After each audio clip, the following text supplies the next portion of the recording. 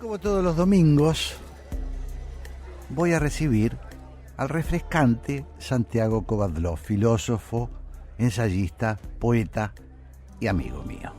Hola Santiago, ¿cómo estás? ¿Qué tal, Jorge? Gracias por ese adjetivo, que más bien yo trasladaría sin la menor duda al clima general, si pudiera contribuir a eso. Pero la verdad es que quejarse de los calores que estamos padeciendo es reivindicar los derechos humanos.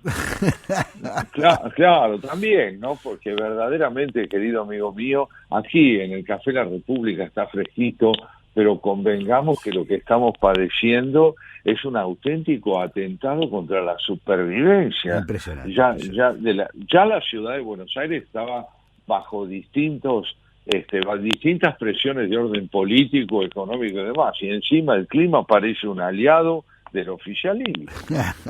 Terrible. Sí, impresionante. Es muy fuerte, muy fuerte. Ahora, convengamos también que en esta audición que va transcurriendo este domingo, el tema de la complicidad militante con la decadencia institucional argentina ha atravesado los tres momentos que hasta aquí se desplegaron en tu editorial, en la primera entrevista con Diego Lehrer y también con Alberto Fori. Y querría comenzar por Diego Lehrer, porque en principio uno diría ¿qué tiene que ver la decadencia o la desacreditación institucional con el tema de los Oscars y de una película que se ha postulado como es la nuestra, Argentina 1985?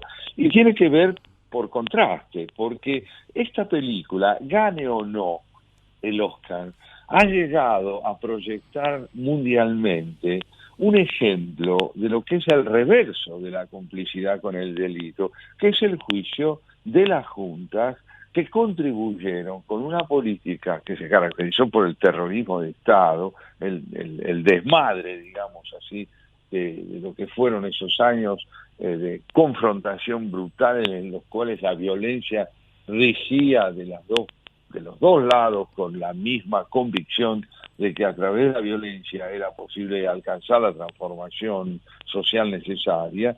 Esta película viene a decirnos, viene a proponer al mundo, a través de su proyección y naturalmente a la memoria argentina, la importancia de combatir la complicidad con el delito a través de la justicia.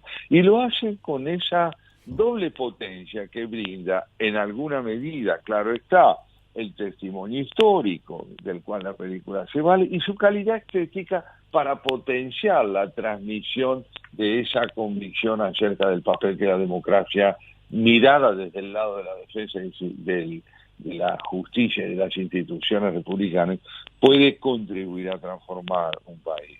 Ahora, por otro lado, y en contraste con lo que esta película nos propone a través del diálogo tan interesante que mantuviste con Diego Lehrer, la referencia que en tu editorial has hecho a la complicidad militante de las autoridades universitarias capaces de ofrecer un doctorado honoris causa a quien de manera obvia, a través de las circunstancias que propiciaron esa entrega, no ha hecho más que transmitir un mensaje ideológico donde la calidad conceptual del mensaje ha sido desplazado por la necesidad de facilitar, digamos así, el contacto con una masa militante, con una, posición ideológica ajena a la vida académica, se ve luego completada por este relato dramático que nos ha hecho Alberto Foriga al decirnos de qué manera la complicidad militante e ideológica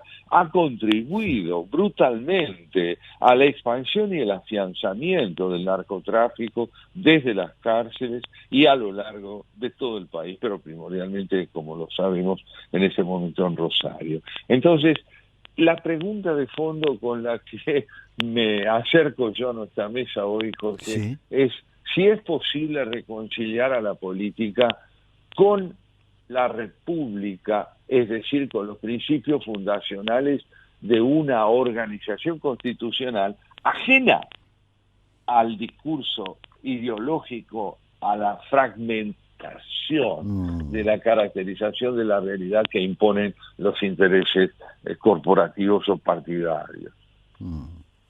Y sí, es un tema, ¿no? Es una pregunta, es un interrogante.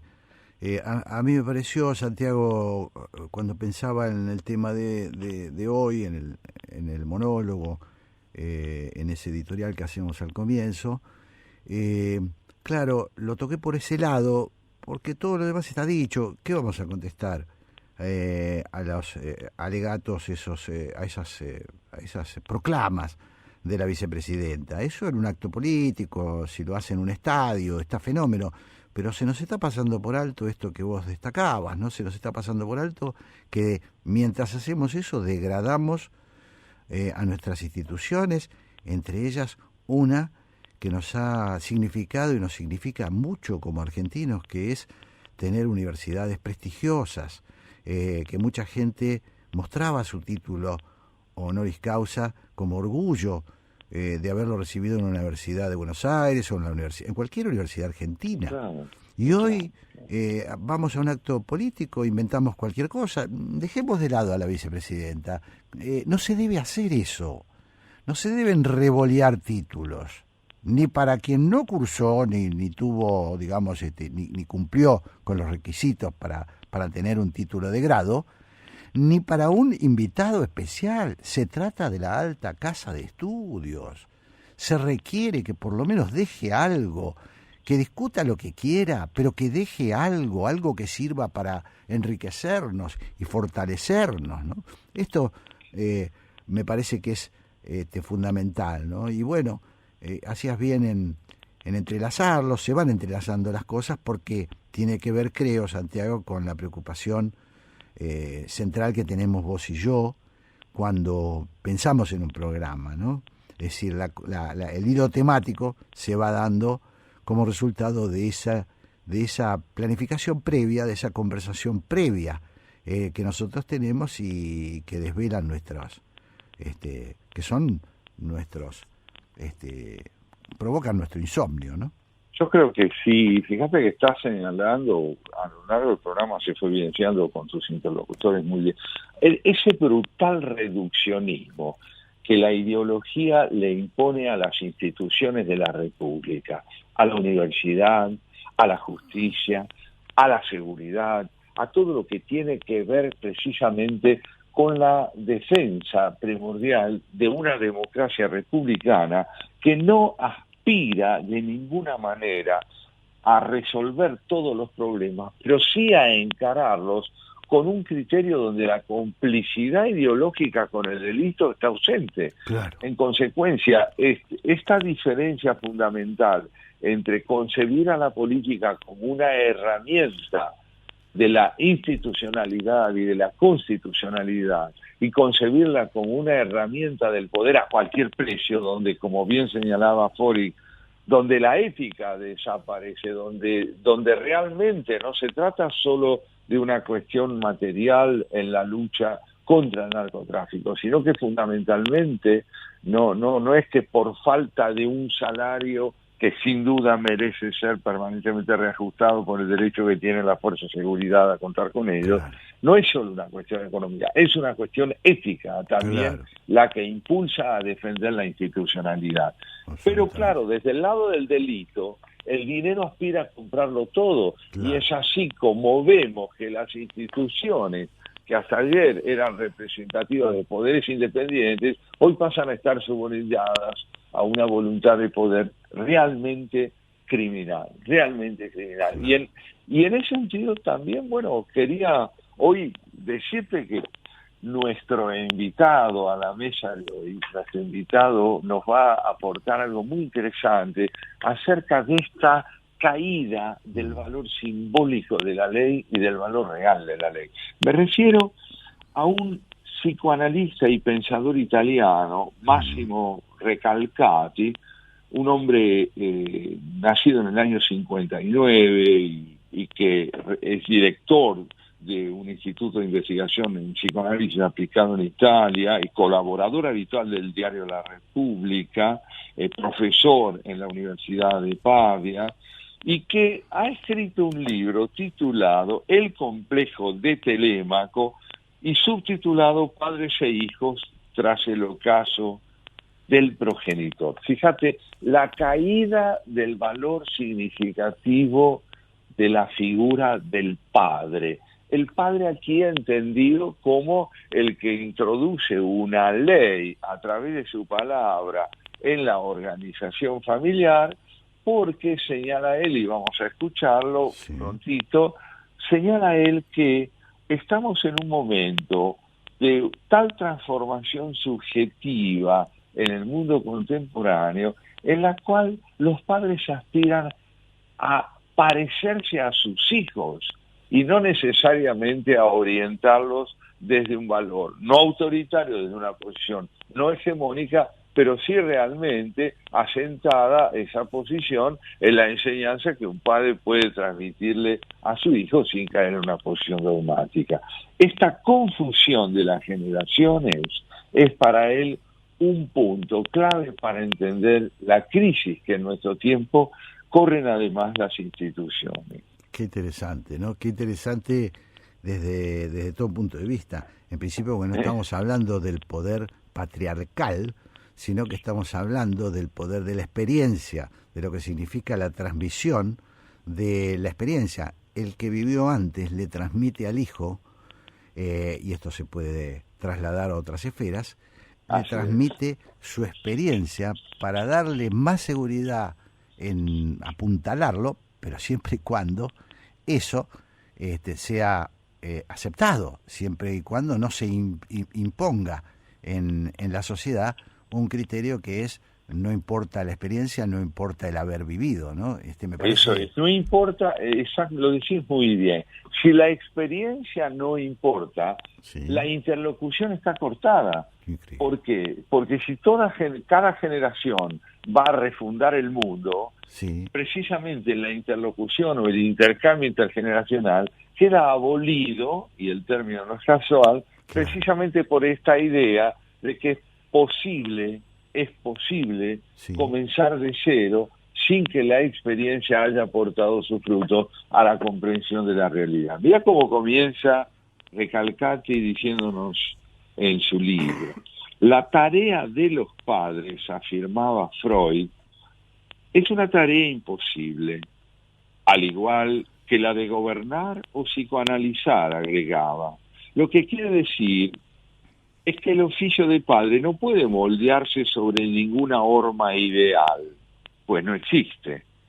Es decir, ¿por qué dice él que gobernar es imposible? Porque es imposible alcanzar la perfección, eso es lo que quiere decir Freud.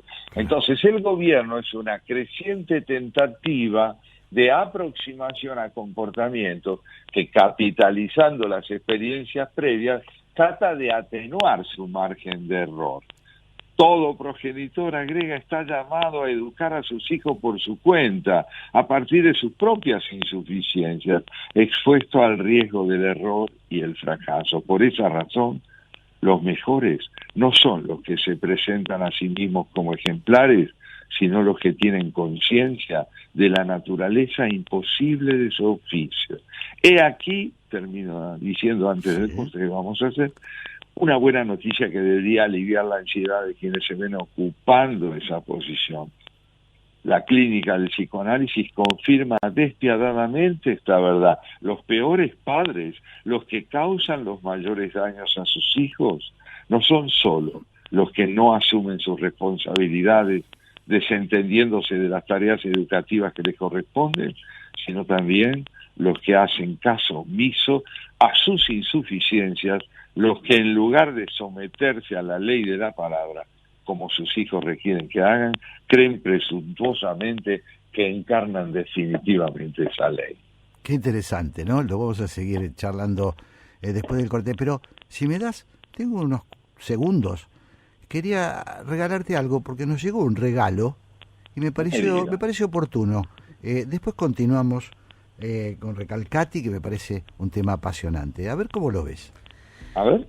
Hola Jorge y equipo, extraordinario tu programa, lo escucho todos los domingos y cosecho cantidad de ideas y conceptos que después sigo investigando. Me dejás la punta del ovillo que me conduce a temas tan interesantes y poco o nada desarrollados en radio.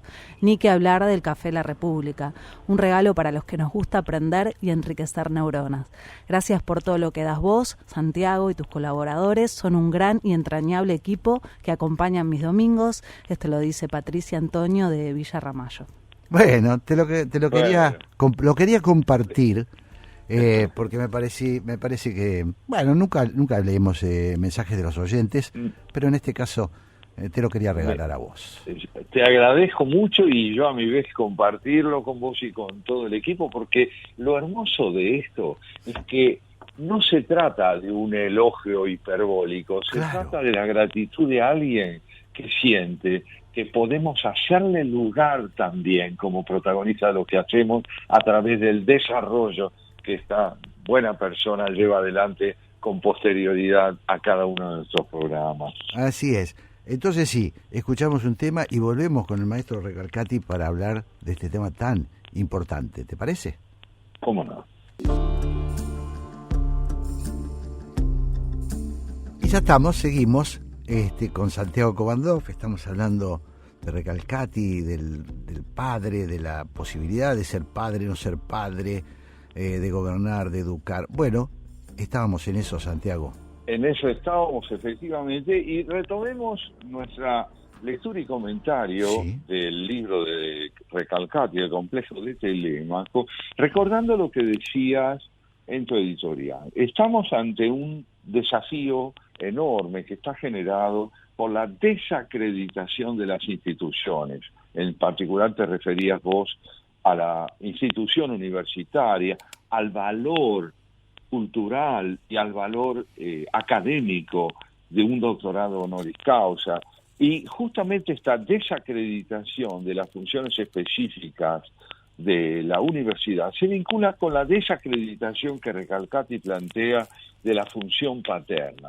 Él señala que el padre que se presume educador tratando de imponerle a su hijo su certeza, en verdad está procediendo de tal forma que termina por desacreditar la posibilidad de que su hijo lo reconozca como un interlocutor porque se siente asfixiado por ese imperativo autoritario. Pero a la vez, dice Recalcati, ampliando el campo de su problemática en relación a la figura paterna, que hoy en día, esta representación del padre educador en la actualidad ya no es la que prepondera, sino la que más abunda es, al revés, la figura del padre-hijo, y dice esto: se trata de esos padres que abdican de sus funciones, pero no por abandonar a sus hijos ni porque se propongan como educadores ejemplares, sino por estar demasiado próximos a ellos, demasiado cercanos, por ser demasiados parecidos a sus hijos. Los peores no son ya solo los que sienten que se les confía una tarea educativa vivida como misión redentora, son los padres como educadores de profesión los que así se postulan, pero no son los que se asimilan de forma simétrica a la juventud de sus hijos, que es la tendencia preponderante de la época. El hijo narciso se refleja en el padre-hijo y viceversa. La diferencia simbólica entre las generaciones deja espacio a su confusión de fondo. Se trata, por recuperar, dice él, una fórmula de Pasolini, de una mutación antropológica reciente, la evaporación de los adultos que se desvanecen ante el peso de sus responsabilidades educativas porque no son capaces de desencarnar el desafío que plantea la interlocución. ¿Cuánta relación tiene, Jorge, esto con lo que significa el liderazgo en el plano político cuando no se asimila a la figura caudillesca? Sí, impresionante, ¿no? Impresionante y muy, me parece muy polémico, muy punzante el texto de Recalcati, ¿no? El complejo de Telémaco. Me parece muy, muy interesante, porque también hay algo de populismo en la concepción del rol de los adultos, en la cierta abolición de la palabra, digamos, de la experiencia. En todo caso, eso queda en el mundo populista, queda reducido a un solo padre, que es ¿no? Y a un padre que tiene el monopolio del saber. Claro, y lo que Recalcati dice es, bueno, lo que está desapareciendo, o ha desaparecido según su opinión, es el rol adulto del padre y el empardamiento, el emparejamiento entre los hijos y los padres, que es la desaparición de cierta normativa, de cierto orden y de cierta transmisión de la experiencia, ¿no? Perfectamente, del significado de la ley de la palabra, como dice él, porque él señala, muy bien, creo yo, que la tarea imposible de los padres está hoy lastrada por nuevas ansiedades. Descubrimos, dice él, el Mediterráneo, es italiano, descubrimos el Mediterráneo si decimos que nuestra época es la época de la crisis simbólica, de la función de la autoridad paterna. Esto no significa únicamente que los progenitores estén en crisis, sino que la ley de la palabra parece haber perdido su fundamento simbólico. Si el nuestro es el tiempo de la evaporación del Padre, es porque es el tiempo de la evaporación de la ley de la palabra, como custodia de la posibilidad para los seres humanos de vivir juntos. Los síntomas de esta evaporación, dice él, están a la vista de todos y no atañen solo al estudio que pueda realizar un psicoanalista sobre padres angustiados, hijos perdidos o familias en el caos. Recorren todo el cuerpo social, dificultad para asegurar el respeto de las instituciones, derrumbe de la moral pública, eclipse del discurso realmente educativo, decadencia de un sentido compartido de la vida, incapacidad de construir lazos sociales creativos, triunfo de un goce mortífero desconectado del deseo. Aquí hay que recordar, en el orden psicoanalítico, que el goce es el placer sin límite que aspira a consumarse como un absoluto, mientras que el deseo es el afán de llevar a cabo un propósito reconociéndole límites. Claro. Entonces, el significado de la ley de la palabra, del que nos habla Recalcati, es el significado de la palabra paterna como algo verosímil, plausible y capaz de ser evaluado y compartido incluso a través del intercambio, pero con el poder de persuasión que da la capacidad de diálogo y no la imposición a la fuerza de un concepto que aspira a ser axiomático. Claro, muy, muy interesante, ¿no? Y obviamente no se refiere, supongo, o no sé, conversémoslo, no se refiere solo a la figura del padre me refiero al papá, sino a de los padres, ¿no? ¿O no? ¿O vos crees que...? Efectivamente, se refiere a la figura paterna en su doble dimensión, de familiar, que es donde lo estudia como analista, pero donde, como pensador, advierte que la caída de la figura del padre interlocutor, del padre que sin perder autoridad es capaz de ejercer su derecho de orientación sin imponerlo a la fuerza, sino a través de la persuasión y del diálogo, ese padre en el campo de la política corre el riesgo de o convertirse en el caudillo que monopoliza la palabra, o la de convertirse en ese líder que de alguna forma resume en su propia figura los deseos de toda una comunidad que solo es oída a la hora de ejercer el voto para que brinde el poder y luego desoída porque se la obliga a subsumirse en la obediencia. Claro, lo que yo te consultaba es esto. Estamos hablando de la figura masculina del padre, porque en este caso, bueno, por lo menos un tema, ¿no? Al trasladarlo al plano social, sería el líder o la lideresa. Nosotros tenemos una buena experiencia al respecto, ¿no? Ajá. ¿Cómo se te imaginás? No sé Sí, si... es la figura del padre. En el caso de Recalcati, la Sí. figura del padre, que tiene valor simbólico, no necesariamente es una figura masculina. Claro, no, claro. No siempre es una figura masculina, es una función. Claro. Es una función. Ahí está, La función ahí está, puede me estar parece ejercida. interesantísimo lo que estás diciendo. Claro. Es una función, dice. Y esto implica, dice Recalcati, una gran mutación antropológica. No es ya el hijo quien debe adaptarse a las normas simbólicas que rigen la vida de una familia, sino las familias las que se adaptan a la ley establecida por el capricho de sus hijos. Y da un ejemplo notable que es el de las democracias directas. Ajá. Él sostiene que las democracias directas tienen justamente la característica de renegar de la legalidad que instituyen o que imponen o que facilitan las instituciones, para creer lo siguiente: la invocación de una democracia directa que reacciona de manera anticonstitucional ante la debilidad y la insoportable degeneración de las instituciones, corre el riesgo de abrir de par en par el abismo de un populismo que acabará por tirar a su bebé junto con el agua sucia de la democracia. Claro, claro. Esto es un problema que hoy estamos enfrentando en Argentina también. Sí, y un poco en el mundo, ¿no? Es mundo.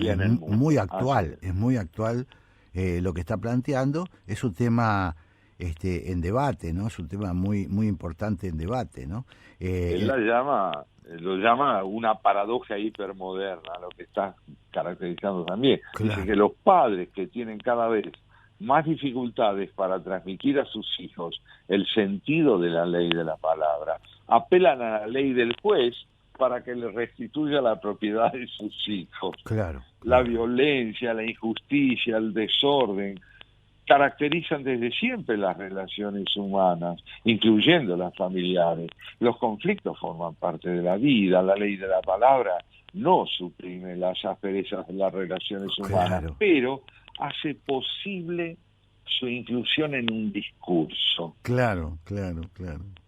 Los padres rompen sin mayor problema el pacto generacional con los maestros, por ejemplo, si se trata de evitar la pérdida de un curso a su hijo injustamente juzgado. Esto lo hemos vivido en la Argentina, lo estamos viviendo, cuando los maestros se ven desautorizados en su función por los propios padres que salen, digamos, a reivindicar los derechos de sus hijos sin tomar en cuenta si el rendimiento de los mismos justifica o no que pasen de grado. Claro, el siempre polémico y interesante tema del equilibrio entre el orden y la libertad, entre ciertas normas que necesitamos para regularnos y la libertad. Y siempre será un tema en discusión, y siempre será un tema, yo creo, Santiago, un tema de cierta puja, ¿no? Cierta puja, cierta tensión. Por eso es tan importante, me parece, esto que vos recalcás, que es la norma, aquello que permite, en el caso de las sociedades, permite regular los impulsos, y eso que él equipara a la voz del padre, a eso que... Eso es, al significado de la ley entendida como la condición necesaria de la convivencia, que sin dejar de ser discutible, impera en la medida en que fija la posibilidad de que todo lo que pueda haber de polémico y de discutible se inscriba en el campo de la palabra y no necesariamente el de la violencia. Claro. ¿No? Sí, te escucho. No, que esto es una conversación, si alguien los que nos están escuchando seguramente lo van a sentir reflejado, es una conversación muy habitual en las escuelas, sobre todo en aquellas escuelas donde el nivel social, económico, permite más, digamos, facilita las cosas. Hay otros que no tienen más remedio que utilizar la educación con lo que venga, y muchos prácticamente como un lugar para ir a alimentarse, pero estoy hablando de aquellos debates que se generan, ¿no?, entre permanentemente este desafío de cómo ponemos el orden y cómo somos democráticos y cómo la voz del alumno, la voz del estudiante, y bueno, es un tema, ¿no? Claro que lo es, y evidentemente, para seguir un minuto más con el tema de los maestros, ¿Sí? Los maestros están doblemente desautorizados. Ajá. Por los padres que no les reconocen idoneidad para evaluar el rendimiento de sus hijos, cosa que ocurre muchas veces, Sí. y por un condicionamiento político generado por un sindicalismo que los obliga necesariamente a someterse a la ley de la significación que puedan tener como parte de una corporación, donde no se les reconoce la necesidad de una formación adecuada también para ejercer sus propias funciones, porque las circunstancias les imponen una creciente supervivencia o la búsqueda de una supervivencia en el plano económico que inhabilita su posibilidad de estudiar y capacitarse como se debe. Entonces, Estamos delante de un problema muy complejo, pero lo que Recalcati ante todo quiere enfatizar es cómo se produce la caída de un referente simbólico que es la figura del maestro como educador, a quien los padres ya no reconocen como alguien capaz de orientar a sus hijos porque quieren ellos, esos padres, salir en defensa de esos hijos atribuyéndoles una idoneidad plena que no admite discusión. Y termina, fíjate qué interesante esto que nos vuelve a decir, un fuerte viento sopla en dirección contraria a la función simbólica de las instituciones. Internet ofrece la oportunidad a quienes quieran ser escritores, por ejemplo, de ofrecer su libro en línea sin someterse al juicio de los editores. Las amistades ya no pasan por la mediación indispensable del encuentro, sino que se cultivan de manera anónima en las redes sociales. Frente a la dimensión necesariamente extenuante del conflicto político, se prefiere optar por la violencia, el insulto o la difamación calculada del oponente. También los síntomas que afligen la vida de las personas han cambiado de signo. Mientras hace algunas décadas aparecían centradas en las penas de amor y en la importancia irrenunciable de los lazos sociales, hoy en día ya no es la ruptura del vínculo lo que hace sufrir, sino que la propia existencia de los vínculos es rechazada como fuente de malestar. El ejemplo más inquietante tal vez aflige al mundo juvenil. Millones de jóvenes que viven en el llamado mundo civilizado como reclusos voluntarios encerrados en sus habitaciones. Han roto todos sus lazos con el mundo, se han retirado de la vida, han abandonado los estudios y el trabajo. Esta multitud anónima prefiere el retiro autista, el repliegue narcisista en sí misma, a las dificultades de traducción impuestas por la ley de la palabra. Es un signo de nuestro tiempo. El tercero, el mediador, aparece cada vez más como un intruso. Y sin embargo, no hay vida humana que no se constituya a través de la mediación simbólica del otro. El mito de hacerse uno mismo, de la autogeneración, de la autosuficiencia, como el de tomarse la justicia por su cuenta, sigue siendo, al menos para el psicoanálisis, un mito fascista. Impresionante, ¿no? Impresionante. Sí, contundente. No, estaba pensando un poco, Santiago, en aquel libro que alguna vez trajimos acá, el de Eric Sadin, que habla de que la tecnología lo que está provocando es la ausencia de, también, bueno, en alguna medida coincide, la ausencia de lazos, de lazos sociales, que era lo que nos hacía, lo que nos permitía actuar en común. Hoy, él dice, se ha limitado a un reclamo individual. Es decir, el individuo tirano lo llama él, ¿no? Es el tipo que con un teléfono o un aparato, otro aparato tecnológico, una tablet o una computadora, se siente un reclamador, pero a la vez es un reclamador solitario, es un hombre pobre en un sentido. Claro, empobrecido. Ahí estás marcando muy bien que el problema no pasa por la tecnología, claro, sino que pasa por el abuso por la ideologización, por la hiperinflación que sufre la valoración de un recurso que al ser desmesurado promueve el aislamiento, la fragmentación y la caída del contacto, hoy lo llamamos presencial, Sí. es tan indispensable para poner de manifiesto los consensos, porque Claro. si yo me puedo aislar en mis opiniones, manifestar mis convicciones o mis disidencias con cualquiera a través de una pantalla exclusivamente, en verdad no estoy conviviendo. Claro. No estoy conviviendo, porque el debate requiere algo más que la velocidad vertiginosa de un mensaje de 300 palabras. Claro. Yo creo, soy optimista en ese sentido, que espero que sea una cuestión de andar.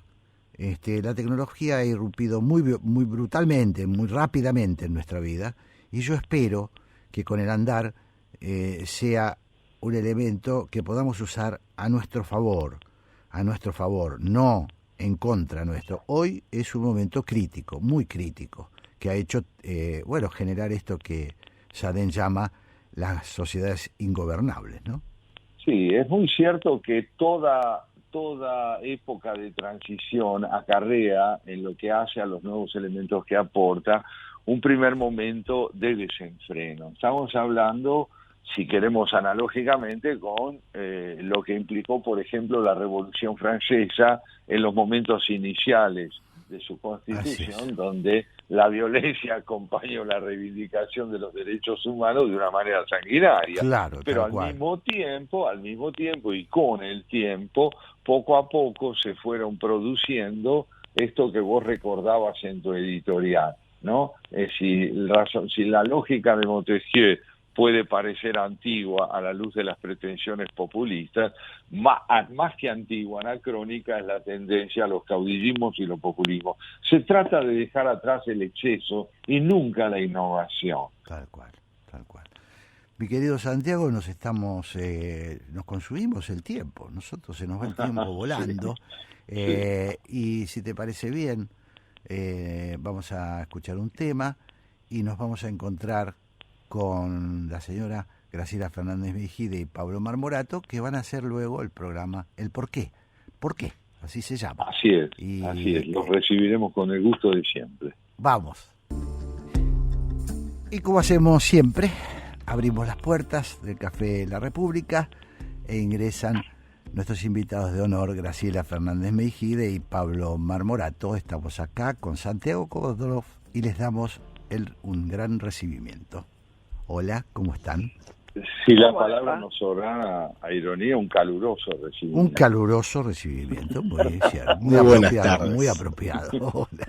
Mira, la verdad, me alcanza con que me saluden. Sí, para calor ya tengo bastante. Bien, eso es lo cierto, queridos amigos, que los esperábamos, porque el programa de hoy merece que compartamos algunas reflexiones. Jorge, si me permitís, claro que sí. Recordarles a los amigos que hoy en el editorial Jorge planteó el problema del creciente proceso de descalificación o de autodescalificación que afecta a las autoridades universitarias y a las instituciones universitarias cuando los doctorados honoris causa, en lugar de motivar un discurso por parte de quien los recibe que esté a la altura de la densidad y la riqueza conceptual que eso implica, termina siendo un pretexto para la transmisión de un mero pronunciamiento ideológico, como ocurrió en Río Negro, donde la vicepresidenta de la Nación se valió de esa recepción para seguir su prédica ideológica ajena a las exigencias y las posibilidades que brinda la calidad de una auténtica vida universitaria. Claro, pero ¿sabes qué pasa en estos casos? Yo sentí lo mismo, pero al mismo tiempo me pregunté ¿por qué le pedimos peras al olmo? Ajá. Si tratamos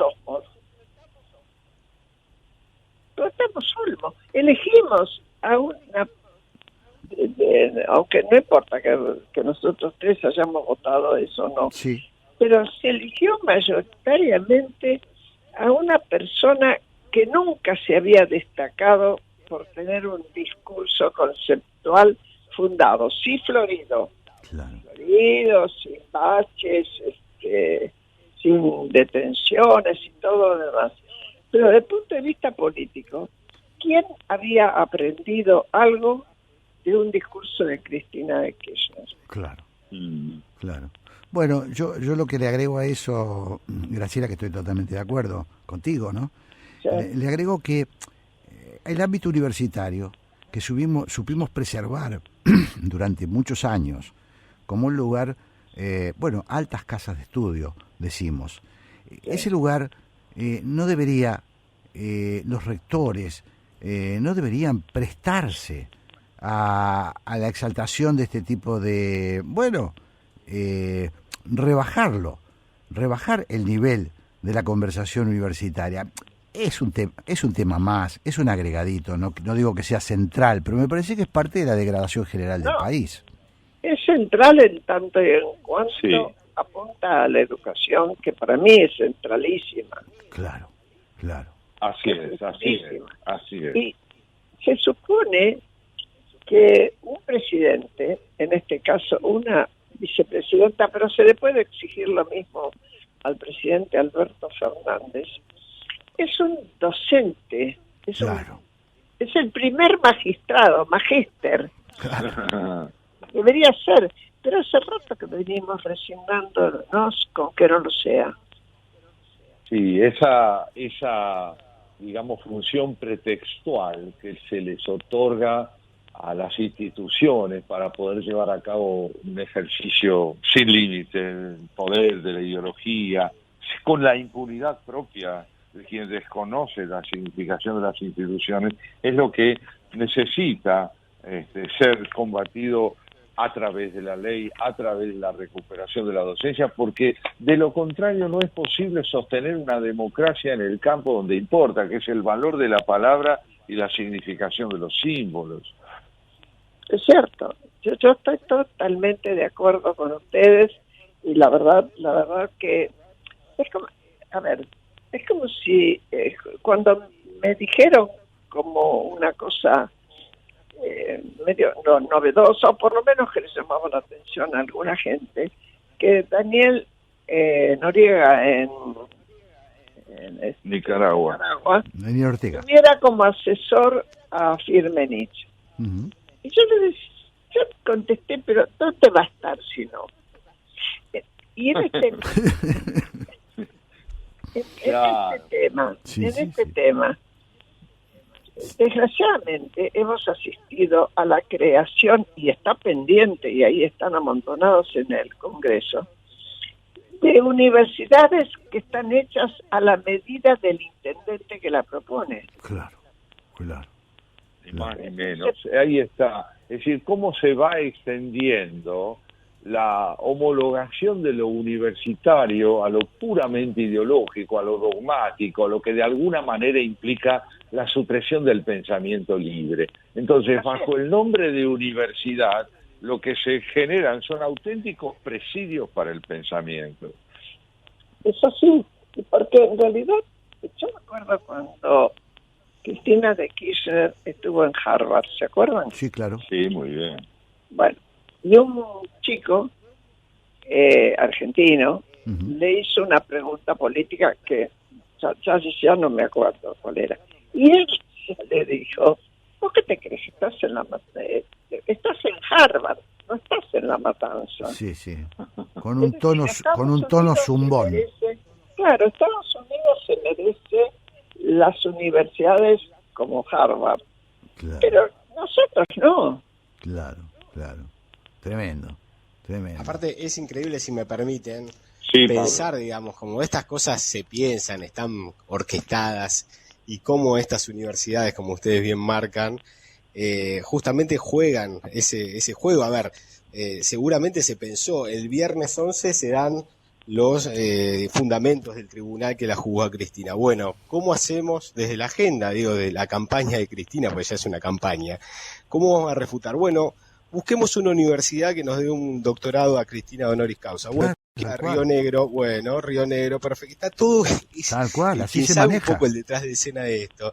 A ver, y el rector cómo la va a presentar? Como presidenta, haciendo después ese jueguito de ya estamos acostumbrados a presentarla. Digo, es todo tan berreta, está todo tan berreta, visible, digámoslo.